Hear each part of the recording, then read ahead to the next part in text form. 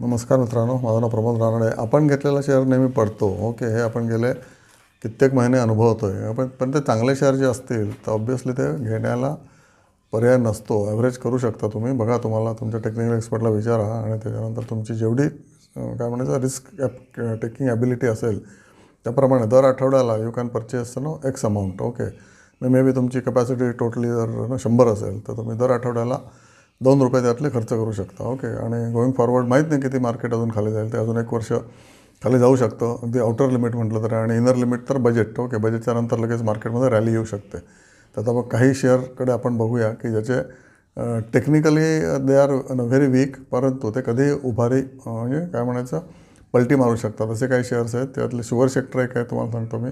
Bajaj Hindustan ₹16 share आलेला आहे. त्यानंतर द्वारिकेश शुगर ₹33 शेअर आलेला आहे. उगार शुगर हा ₹36 किंवा ₹37 शेअर आलेला आहे.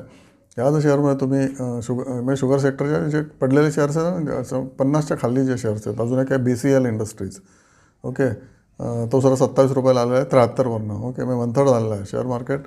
1/3 काय 5% सुद्धा भाव येऊ शकतो. तर 5% भाव आला पीकच्या तर obviously it may go to zero. Okay, हे पण तुम्हाला मी पॅरलली सांगतो आहे. पण जे लकी माणसं असतात किंवा तुमच्याकडे लक नसलं तर तुम्ही पेशन्स ठेवायला पाहिजे. ओके, पेशंटली जर तुम्ही वाट बघितली तर तुम्हाला नक्कीच 100% याच्यामध्ये फायदा होऊ शकतो. कारण हे शेअर्स ऑलमोस्ट 20% किंवा 30% लेवलवर आलेले आहेत. ओके, शुगर सेक्टर गेले 2 वर्ष कंटिन्युअसली खाली आहे. कधीतरी तर वरती येईलच ना. तो गव्हर्नमेंटला कधीतरी डोळे उघडायची बुद्धी होईल ना की काहीतरी मे बी शुगरची जी MSP आहे ती ₹40वर कॅप केली ते 41, 42, 43 करू शकतात. किंवा FRP तर काय करणार नाहीत, कारण शेतकऱ्यांना मतदार जातो, शेतकरी मतदार. त्यामुळे FRP तर वाढवतच राहतात दरवर्षी शेतकऱ्यांसाठी. पण साखर कारखान्यांना तुम्ही दोन्हीकडनं आवडून ठेवलेलं आहे सरकारने.